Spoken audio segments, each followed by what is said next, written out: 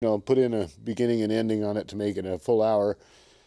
Or we could play something like the hour version of Richard Gage's 9/11 Blueprint for Destruction. They have the 10-minute version. Oh, go ahead and put up the phone numbers. Let people start calling in if they have a mind to. Anyway, Richard Gage's group put out this in 2007. Of course, they upgraded it in 2008, and now they have a 10-minute, a 30-minute, 60-minute, and a 2-hour version. So there's 4 different versions depending on the attention span of your audience. Now, I guess it's pretty apparent now that 9/11 is nothing more than setting us up for shock and awe. It's the way they get things pushed through. They've been doing it all along. Every time there's a crisis, it doesn't matter whether it's a natural crisis or a man-made crisis, that's the time to jump on it and put in the legislation that normally people in their right minds wouldn't be doing. But you're not in your right mind when you're under the shock of the crisis, like whether it's Katrina in 2007, yeah, I'm almost losing my dates again, or whether it was, the 9/11 event. Well, anyway, there's the phone numbers, 288-4442 and 288-4448. And if you have any ideas for what I should do on the next show, because that'll be a canned show, I'll just put it together in the next week or two, and we'll go ahead and do that. Now let's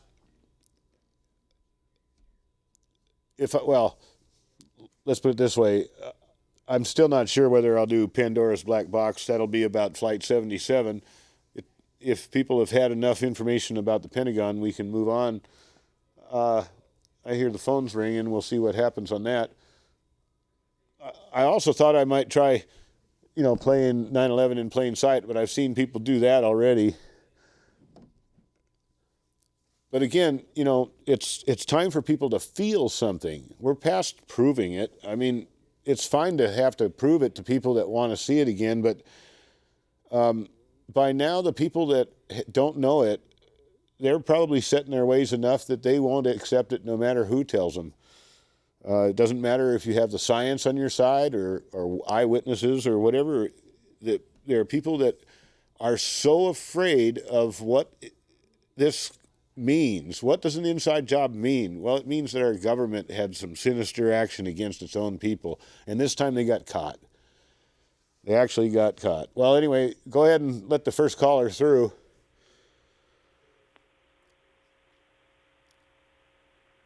I don't hear anything. Oh, there, I hear my own voice. Hello? Hello, caller. Go ahead. Yes. I appreciate your program. Thank you. And I'm a former federal agent. Welcome to the show. Glad to be on it. Shortly after 9/11 happened, I was in Peru, in South America, and the citizens there said very nonchalantly, "Oh, well, this is an inside job. It has to be." And I was angry. I thought, "Are you kidding me? How could this be?" And it seems like they knew something was going on. It turned out to be right. After I have researched this on my own and I've seen all the evidence,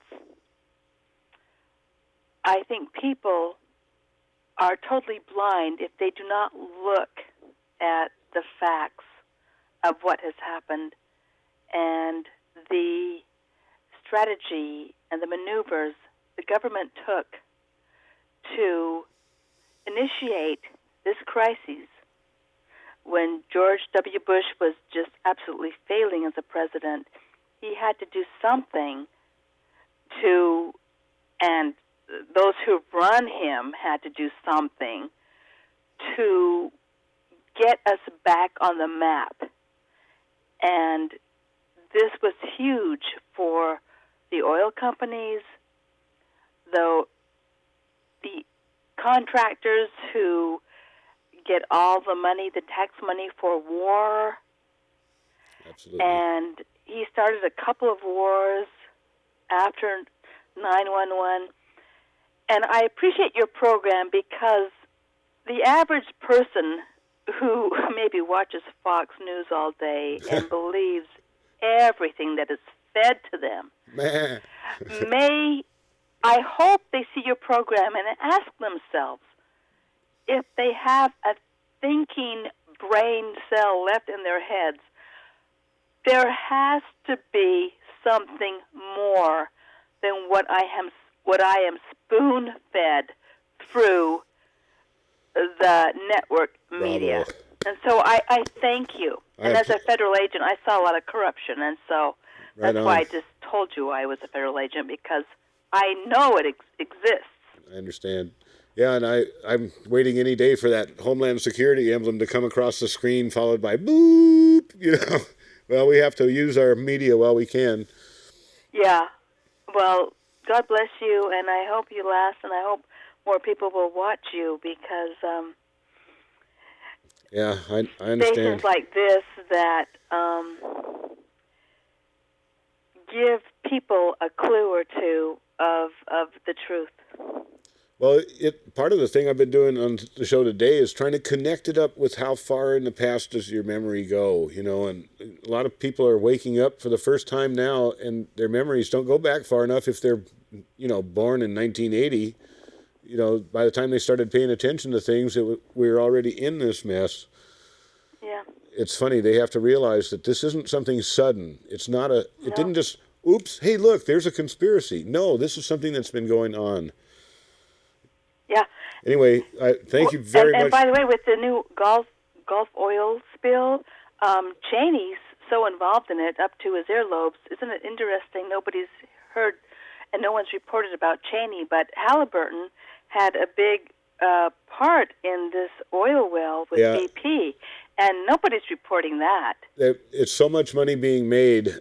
It's amazing. And now I have no idea if this is another false flag thing, but one of the big so-called, conspiracies out there is a global warming conspiracy. Now, global warming, in my opinion, is a real thing, but the conspiracy part is where everybody is using it as an excuse, again, disaster opportunism or whatever, to try to put together a one world order.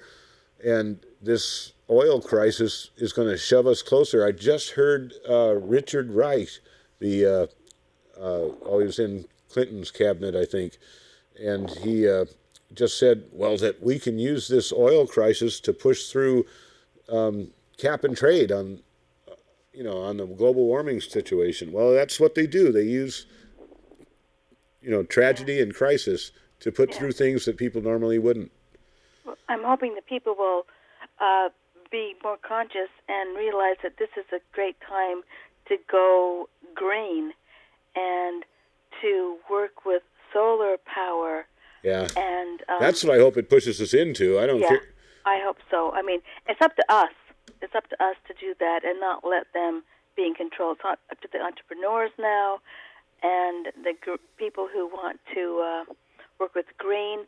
I, myself, in Portland, Oregon, I'm working with a company that, a goat company that we go out to businesses, farms, and residences, and we take our goats, and they eat all the invasive plants, the wild blackberry bushes, the poison oak. Oh, yeah. I wanted to start a rent-a-goat thing myself. I thought that would be a good idea.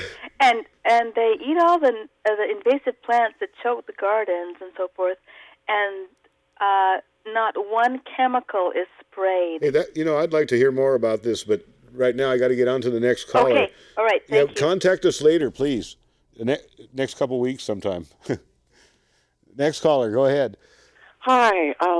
I just tuned in a little late, but you were working on the Pentagon thing, and I have a question for you. I'd like it if you could answer me. I never.